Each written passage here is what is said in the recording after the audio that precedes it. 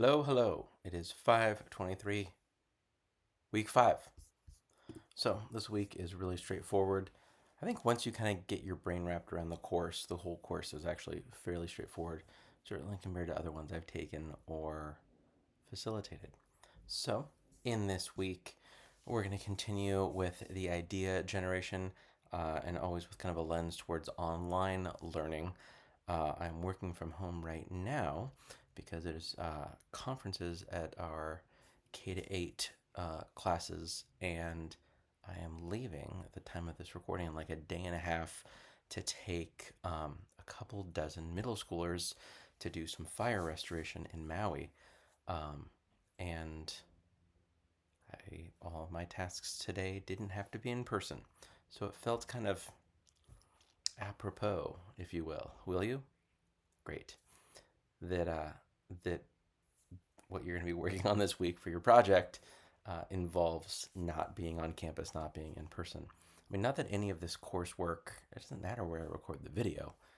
We're doing this all remotely, which is a beautiful thing.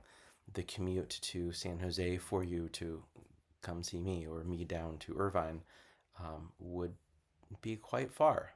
I don't know that I could do an 8 hour drive every Thursday night.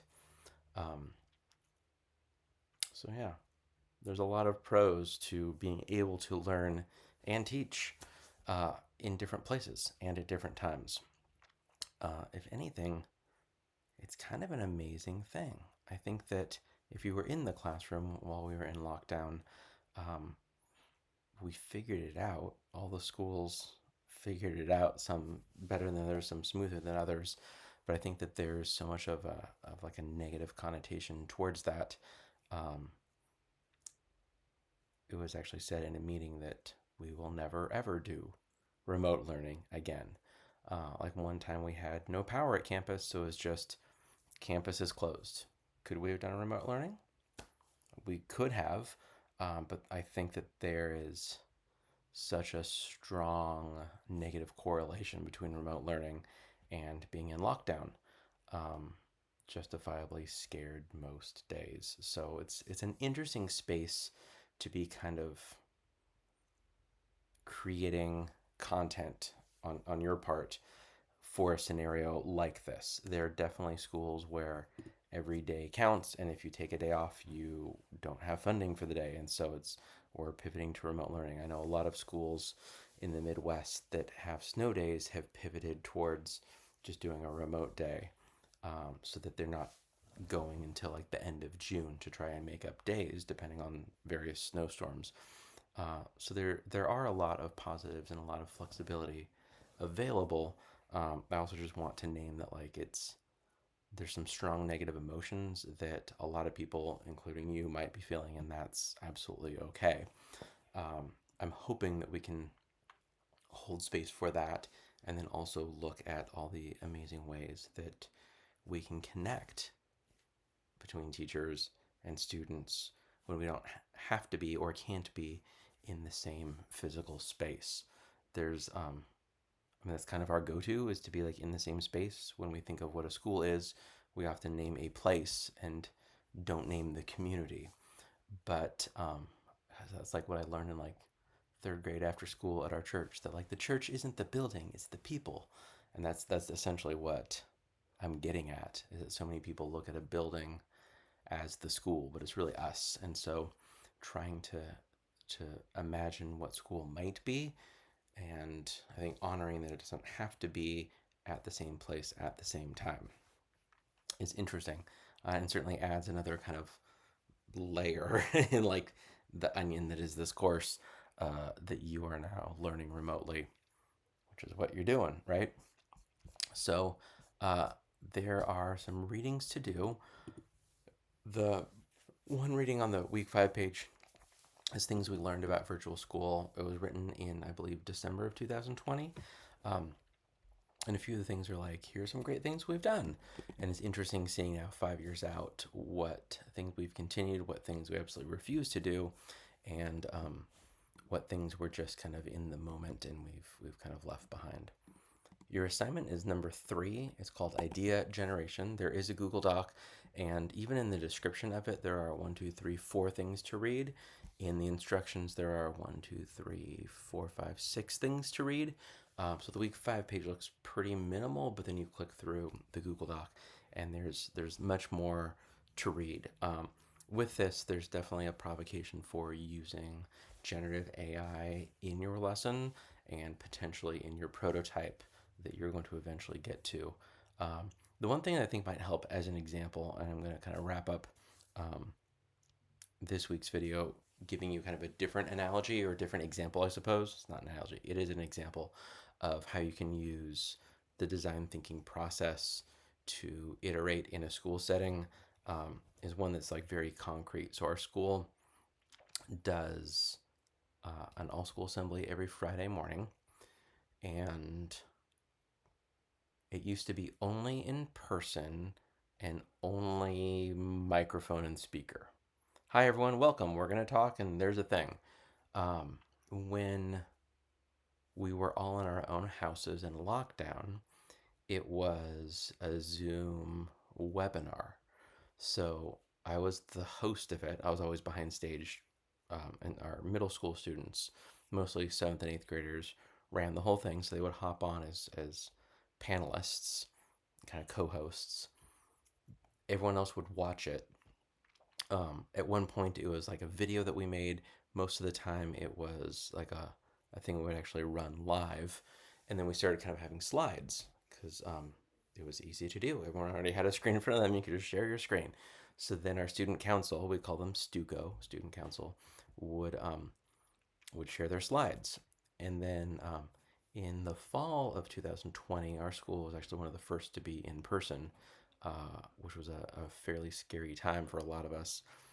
But we didn't meet as an all school for an assembly, but we still did that routine. And so everyone in STUCO, student council, would be kind of outside of their classroom on their iPad doing their like turn the camera on and you're in the webinar. And so that's how we did that. And then we had our stable cohorts where teachers were connecting via HDMI to the TV, and we all watched Flag. And so we kind of developed the habit and realized how powerful it could be to add visuals to our all school assembly every Friday morning. And so then when we went back to in person, let's all gather in the same spot, we were like, where are our visuals? So then it was like, buy a TV, roll up the TV, right? And it was various kind of solutions. I think at one point we had a projector, like, let's just try it. What are all the different ways we could do it? We could still stream it. We could have some kids in person. We could have all kids in like one room and kind of build this one room into kind of a studio and then live stream it and run like green screens. And so we're kind of with all these different ideas of what that could look like. And our prototype was, let's all meet in person and we'll add a TV or maybe a projector first. And very quickly we're like, that didn't work. Let's try again. TV on wheels. At one point we had like a video LED wall, and that was like $95,000 for a video wall, and it would have been outside. So I'm like, that's not a good idea. And the TV was great, and then the I think the greatest example of this prototype is we're kind of doing different iterations, trying. A handful of parents were like, I miss being able to watch with my kid. Like, can I see? And so then it was, let's live stream. And so the prototyping, there's lots of kind of the software version of it, student helping of it. I think the hardware is the easiest for me to describe quickly. It was sure. So, what can we do? And so it was like setting up all the different gears, like my laptop, and then running streaming software, connecting it to our Facebook page, and then a video camera that would connect to USB-C eventually, or Thunderbolt on a MacBook Air, which is a USB, same shape as a USB-C port. And so it was like, get a camera that does Thunderbolt and then just use kind of available sound. So that was kind of the prototype. And then once we got that, it was, I wonder if we could add a second camera. All right, so let's get a second camera. And then, well, how do we switch? And so then it was finding, well, we can use StreamYard for live streaming. And then we need hardware to be able to switch cameras. And so then it was trying a couple different things, and we ended up with various software. The one that worked was actually a box about this big, and it's called the ATEM Mini Pro or the ATEM Mini. And it used to be video switchers were tens of thousands of dollars. The Pro is 500. I think the regular one's like 350. Which, if you have a tech budget, is cheap. If you're a teacher, paying out of pocket is a lot, and they're cheaper versions. And so it's the video switcher where you could plug in 4 things via HDMI. So it's still not quite professional grade. It's kind of prosumer, and we could switch between cameras, cut or push the fade button. It would switch between those two, and then that connects via Thunderbolt to your computer, and then we had StreamYard to live stream that. And so like we're like we built all the thing, but then it was Friday morning at 8 a.m. And so I'm getting there like at 7:25, and it was just like connect all the stuff, have my laptop, set it on a chair, do the cameras, and just like a mess. And every week it was like a bundle of wires where something wasn't connecting, and it was like frantic troubleshooting until like 8:02, and then finally kindergarten walks in and we've got it. But once we finally got that prototype set up, it was like, all right. I asked Ken, our makerspace teacher, like, can we like zip tie this onto a cart? So he like found the cart, bought the cart, without even checking with me. He like got a tripod we were using, drilled 3 holes into the top of the cart, zip tied it in, put the camera on that tripod, had the ATEM Mini there, like all the stuff. At this point, we have a network switch on there.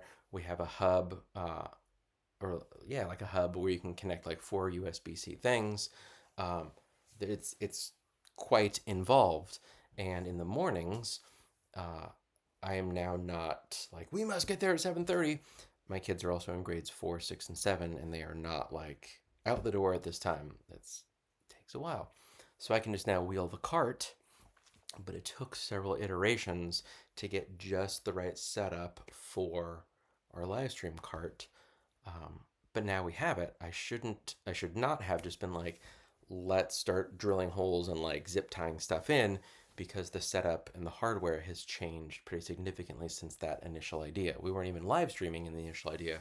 It was let's just get a TV or let's get a projector, and that didn't work, and then get a TV, and then we've been able to slowly grow it, which is both a great way to do things, but also as we talk about iterations, it was let's prototype this thing. We spent a little bit of money kind of here and there, but we can kind of pick and choose and add and subtract different parts to kind of our live stream setup. And now it's straightforward enough that we can have our middle school students essentially set up the whole thing in one more week, when I'm going to be doing that fire restoration with middle schoolers. A 6-hour plane ride west. We're actually having our 4th graders run the whole thing. And then my kid, who's in 4th grade, is running the live stream cart. And so it's locked in, and like the video switcher is always in the same spot because it's on a cart. It would have been too much to ask one person from the tech team who's holding down the fort to plug in all that other stuff. Like, just wheel the cart in. We know who can switch the videos. We know who can like MC, and we're off. So I think that that's a really concrete example of coming up with ideas, and then being willing to have it be an idea that can shift, right? Not set in stone, not perfect idea first time. And we're right in that spot. So as you're looking at kind of these prototypes, they're just that. They're a prototype. It's here's all the stuff that we plug in every Friday morning. It's not let's drill holes into the cart and like zip tie it and make it permanent. It's a prototype, right? So that is your assignment. As always, for the rest of the weeks, you're going to have discussion board, initial post by Thursday. Don't forget 2 thoughtful replies by Sunday. And that is all for week number 5.